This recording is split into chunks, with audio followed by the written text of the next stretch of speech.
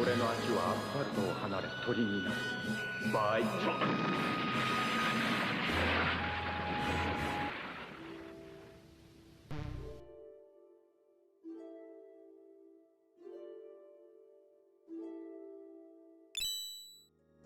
Hello, everyone. Welcome back.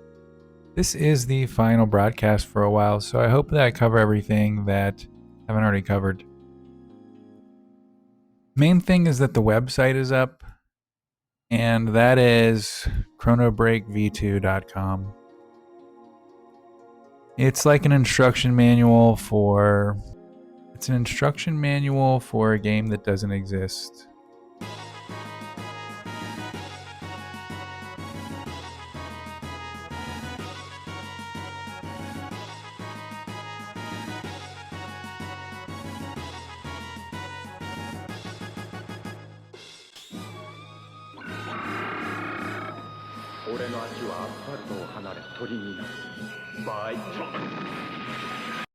So this is the part I wanted to focus on, because this is where you see all the movies that we made over the probably last year and a half or so. I'll check out when the first broadcast was, but all the videos are just now available to view in a themed collection.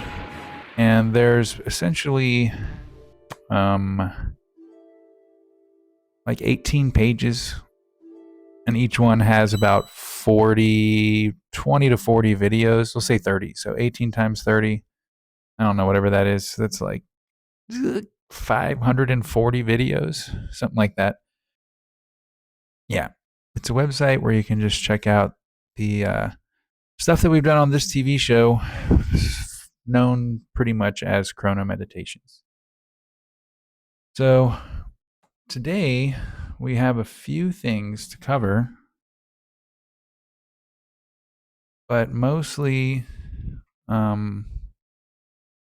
just we already finished announcing the website. I'm going to go over the website here in a second, but for now, let's try and figure out which parties we have out there.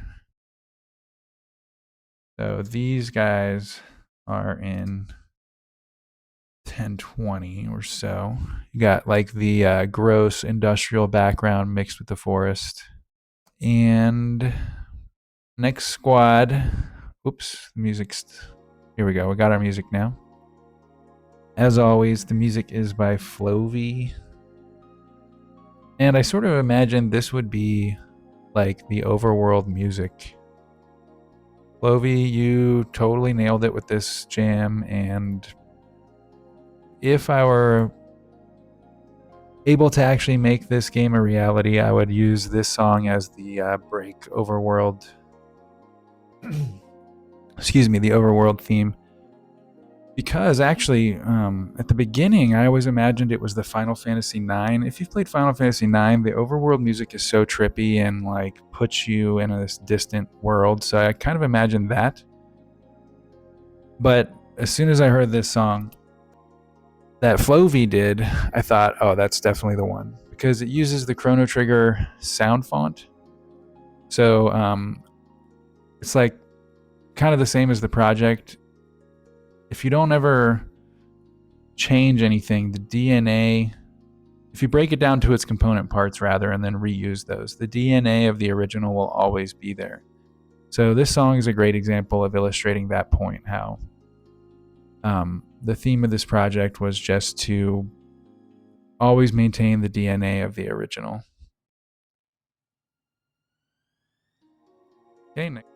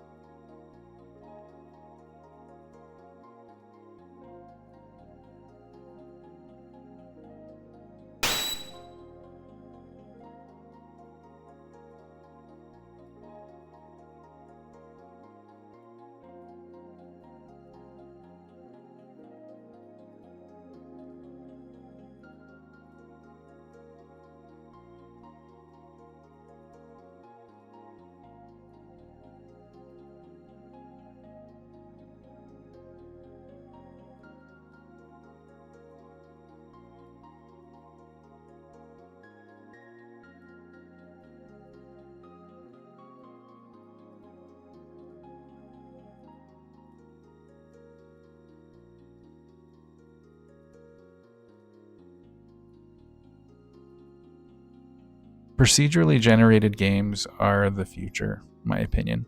And that's why what this game would be like kind of Final Fantasy 12 meets Tactics meets Teenage Mutant Ninja Turtles, Turtles in Time, like a beat 'em up with Chrono Trigger basically being the top of all that. It's like, imagine sending out a bunch of parties, and pretty sure that I've recently done a semi-illustration of this, but you know, the fun thing is party building and map maintenance.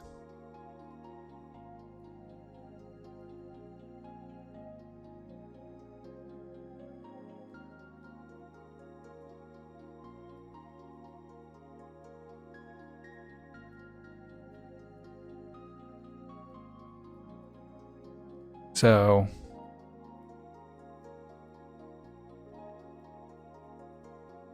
you throw together a party, and due to, you know, like the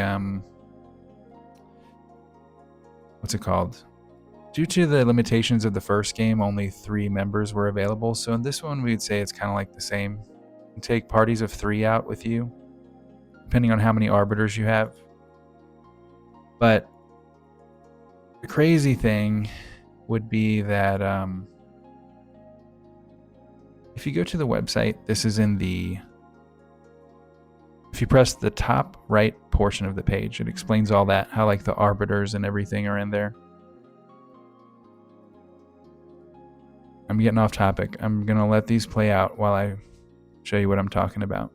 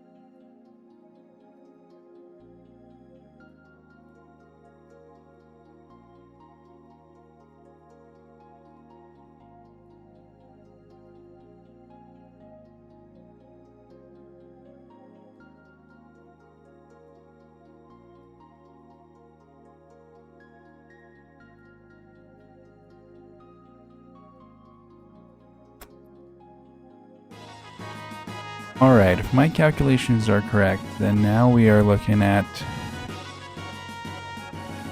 the page. So like I mentioned, at first, it's meant to look broken.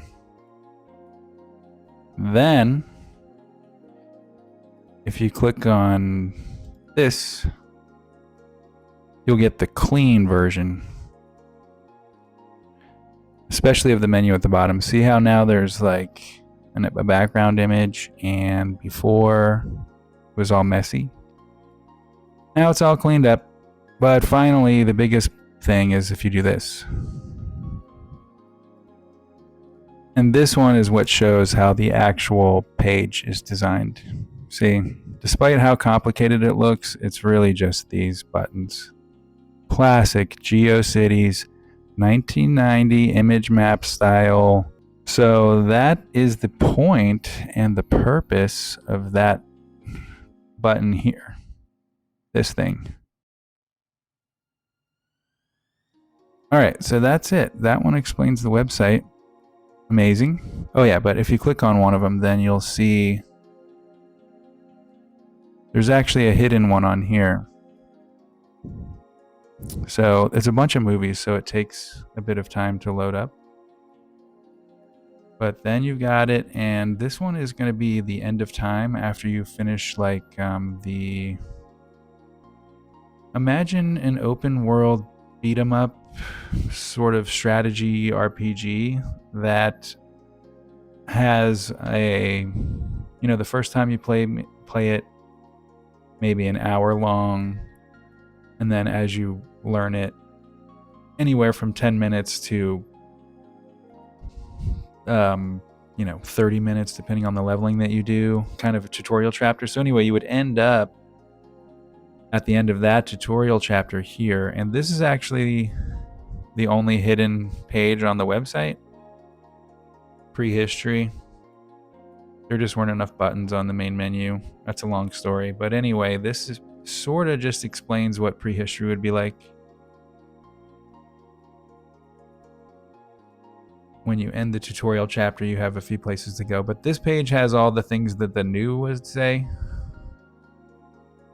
There's a new in prehistory. I suspect Central Regime did more for counter time than was required. Perhaps their influence on my successor distracted him from my important final message. So this is sort of Balthazar hypothetically accusing Central Regime of causing the time crash that happened, Chrono Cross.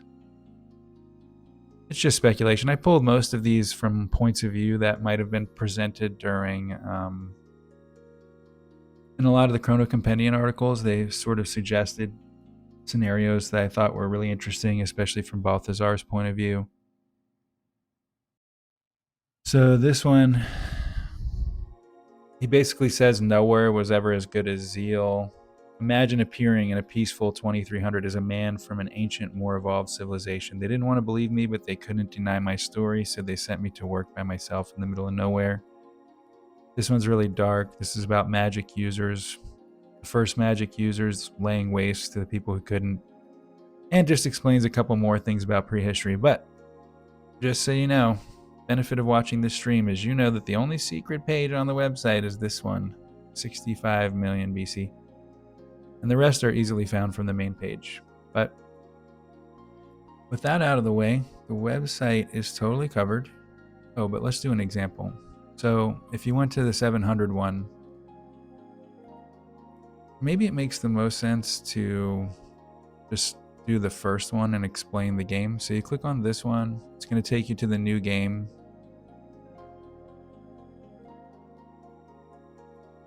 And this explains like the intro chapter, like I mentioned. If you press select new game, we'll go to the courtroom start, and you play through the Fall of Guardia.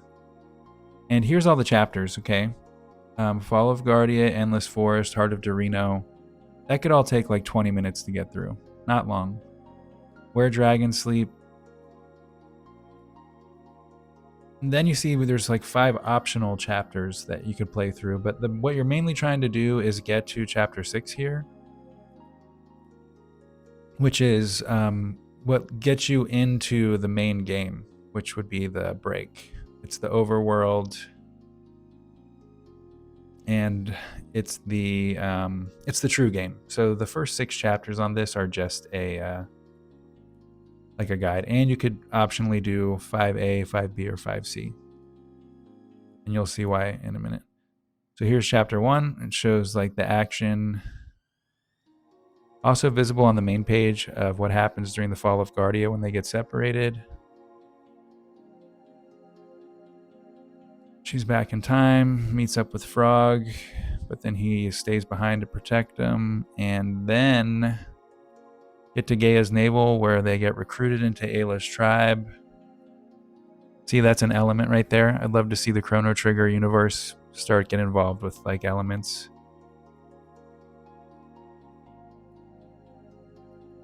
It'd be really cool to explore El Nido in the Middle Ages.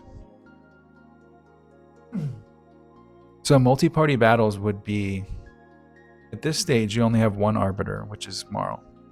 So you can control 3 people max with her. But there would be a lot of other guests on the screen potentially that are like on auto-quested status. So here you are at the end of time.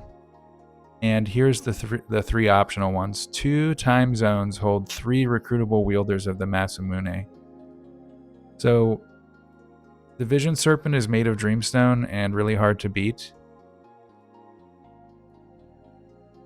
Unless you have Dreamstone equipment. So if you could get 1, 2, or even 3 copies of the Masamune, then that would be very sweet and helping to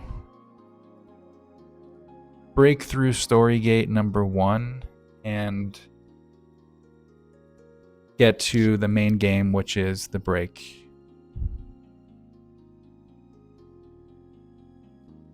Here we've got a good example of the learning mechanic in the game. Obviously, you know, Marl knew High Potion and Ether from her first adventure, but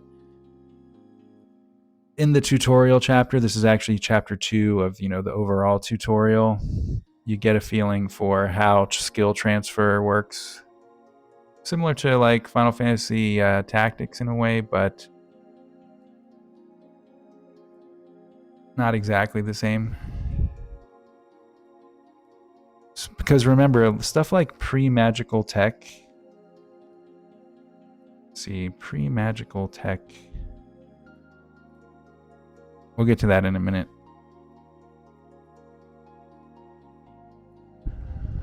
And she comes with the pendant, which gives you like it takes this throwaway comment from Chrono Cross and makes it more relevant to this potential final 3rd game, where you actually use the pendant to mitigate the difficulty. Playing with time already. Also very similar to the mechanic in the game Braid that came out way back in the day. Okay, let's move on to the next one. This explains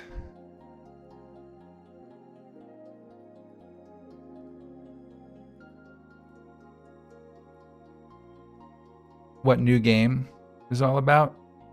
So there's standard arbiters being these guys, and then there's Ayla, who's not an arbiter. But these would be like the 5 starting scenarios that you can start every game on. And there you would pick up, they all have like their own convergence to the Marl storyline that you would be on when you play through the first time. Or you can just redo hers like this.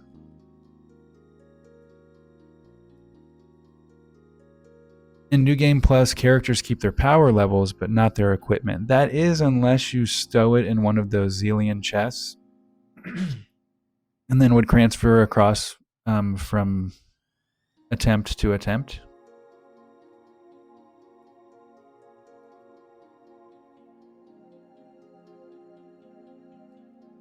And so I imagine every game, imagine that you've got, you know, 3 arbiters recruited, and then you're playing and you're losing Final Fantasy Tactics style permadeath. So you've lost, you know, 2 arbiters on the battlefield. You're down to your last arbiter, maybe Shala or Surge, and then if you game over with them, then you would start from where they fell. So it'd be kind of like this weird loop that you kind of have control over, but also, you know, part of the fun is just throwing you into the mix from a different point of view based on random conditions. Or at any time you can restart it, and you'll start at the campfire in 700 before Ayla meets up with Nadia and Robo from her scenario.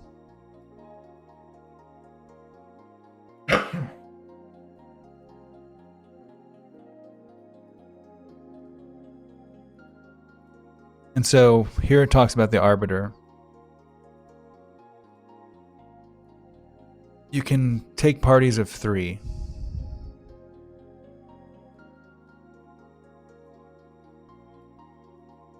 And it represents the how Lavos is at the core of the species. Like, your whole point in playing the game is to better something, and that's essentially the result of Lavos being on the planet, and it kind of ends up being like a pruning of the Lavos spawn throughout the map. I don't know. It's not a real game, so I don't know how it actually ends up, but that's all floating around in there.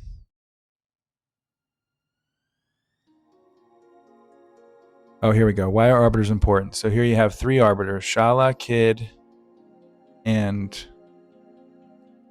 Nadia. And so they can spread out across the map. And in this scenario, Shala's party calls for a rescue and Kid comes over.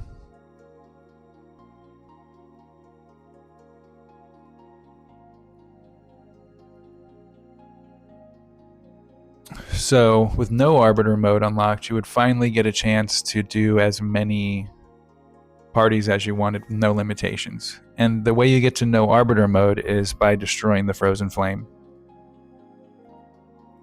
which then disables New Game Plus. So essentially you've got all these choices you can make to affect your game.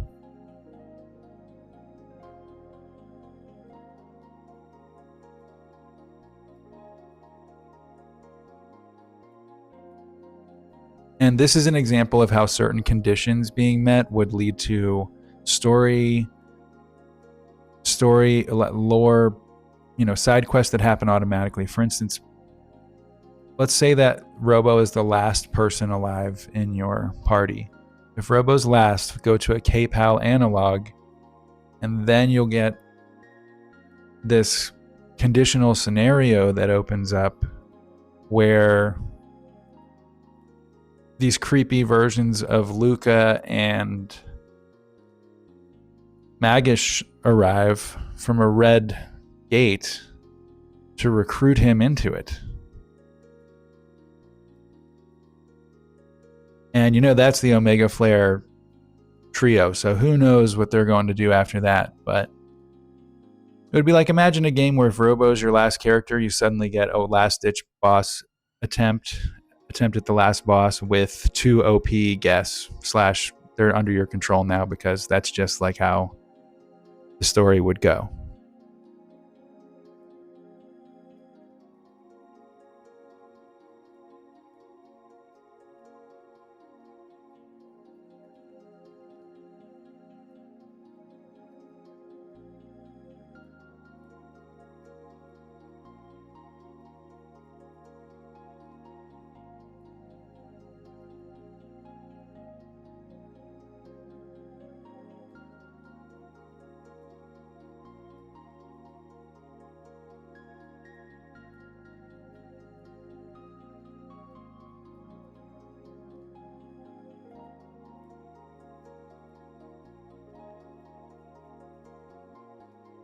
Okay. Then you can see that the third one is combat, and we've covered all this before. Doesn't hurt to go over it again, showing how the spells, you keep fire, you keep lightning, you never get beyond that spell, but it gets really big with your level. So here she's casting a 99 aura, and it's actually going to the overworld style map to show the coverage. Level 30, level 40, then level 99. This way you can really just get to know your spells and love them, instead of ditching fire for fire 2 later on. And that would allow for critical casts if, a level 30 actually came out with a level 90 appearance and power, which would be a massive jump if you went from 30 to 90. But I feel like a critical spell would be more like a level 30 hits, but the level 40 version of it comes out.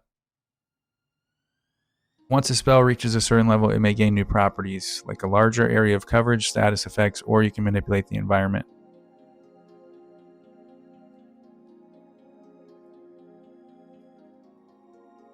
This is one of the most important things. Essentially, this game would be a combat simulator. All we want is the massive cool combat engine from Chrono Trigger, but with a bunch of party members that can sync up in crazy ways, and our OG characters built up beyond what they appeared before.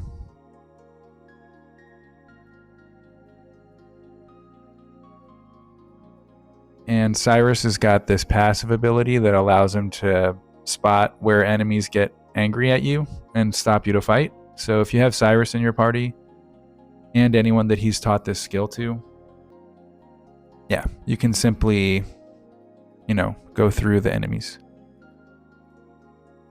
Some elements of these heavy, strong choices that affect your entire run that you can't change back were present, like even in the original Chrono Trigger. Here, if you say the incorrect thing to Magus at the scene, then he'll just not join your party, which is a massive change in your trajectory based on one conversation. So that kind of thing carries over into this game with the theme of, loss and hard choices.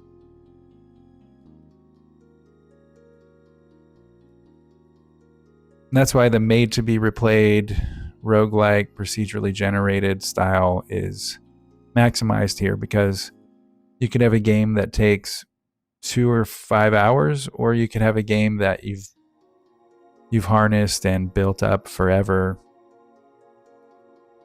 that you've played for, traditional RPG like 60, 80 hours, and you just have tricked out so many different things.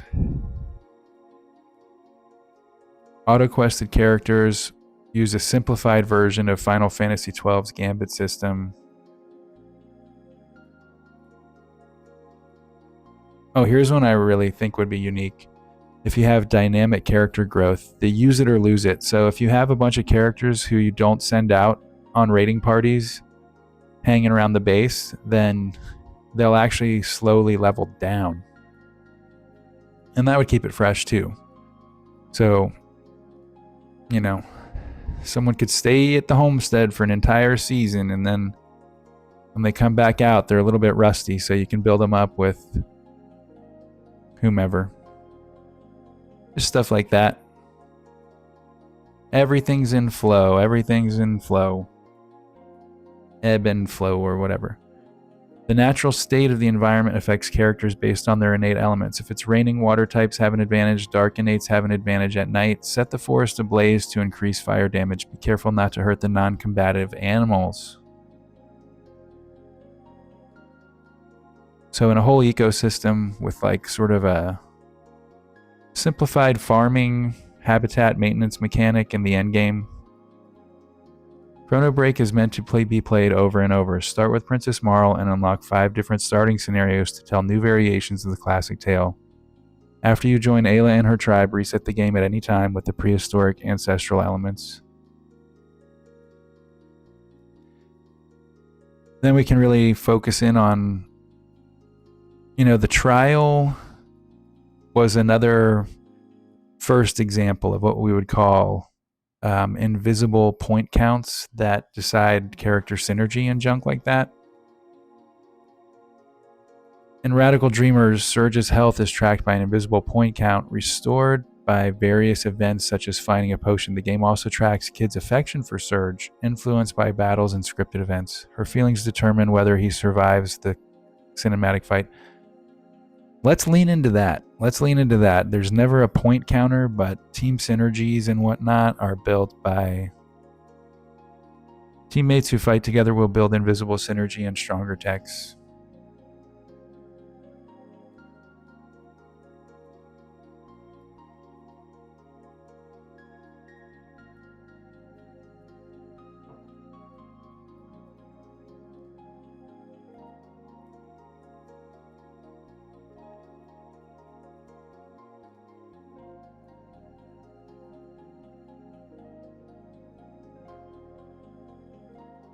Spacing techs. Ryan Beardy, his Chrono Trigger video really influenced that idea. Okay, and then it's an extraordinarily tough game. So that, risk reward makes a diff. I'll just go through maybe one or two more here. This is Robo's page. Just shows the art style. This is not 2.5D, but you could imagine.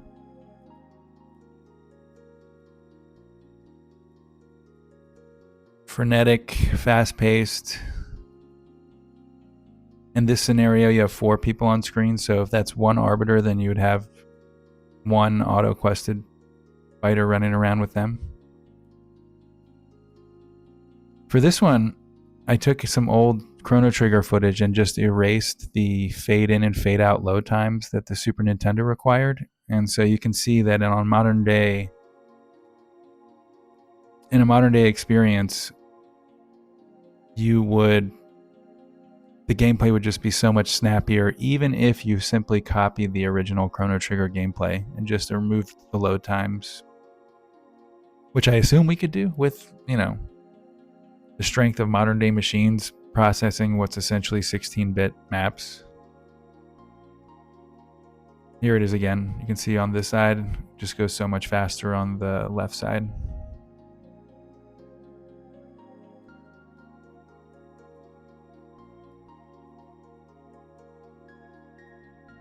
Seeing Daniel Oliver's artworks back at the beginning of this project was so inspiring and cool. It's like we have to make something like this happen.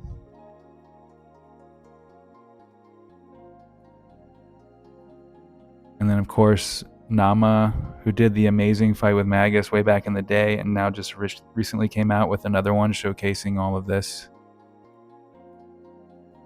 So, this can't be that hard to do in the modern day. You rip down all the Chrono Trigger assets and rearrange it with dynamic camera angles and some of this.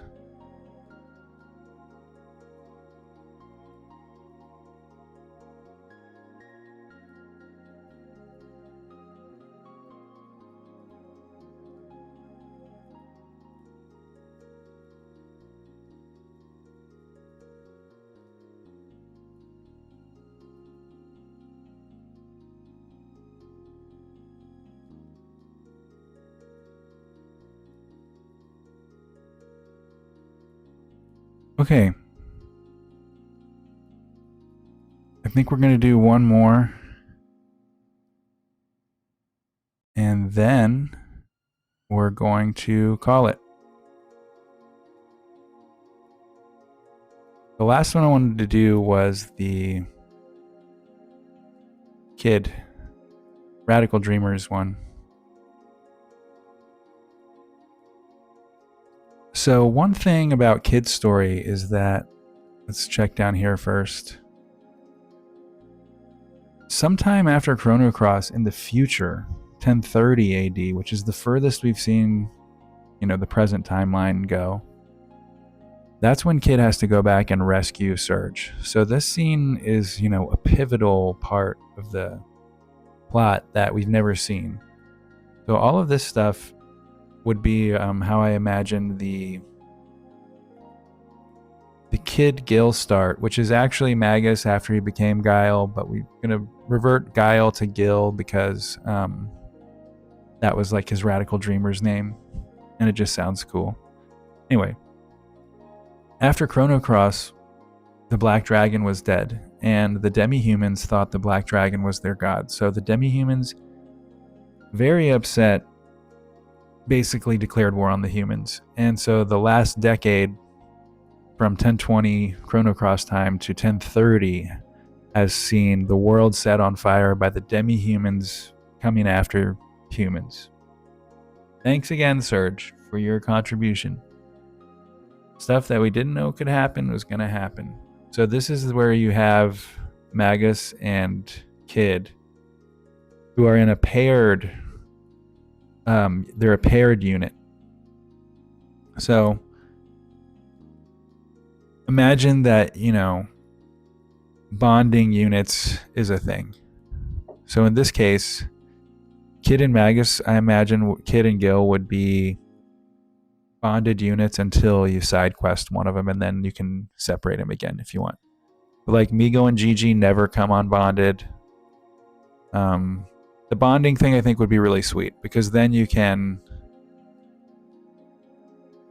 not only can you start to mix up your playing with, 3 parties, 3 units being controlled by a single party, and start mixing and matching and getting more out of that system, but also just for plot purposes, bonding is cool. Especially if you're playing through the game a bunch of times. Shipping, bonding, whatever, all that would be a thing.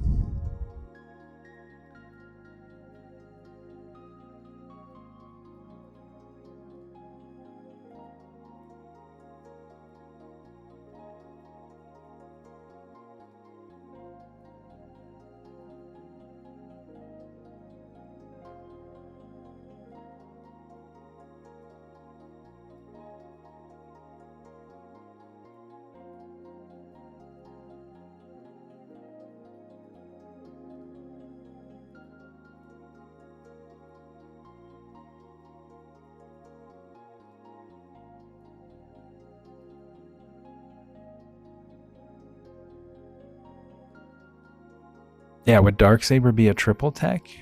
Because it's so much more stronger than the other sabers. Who knows? At the end of Chrono Cross, the demi-humans became hostile as they viewed the humans have killing their god.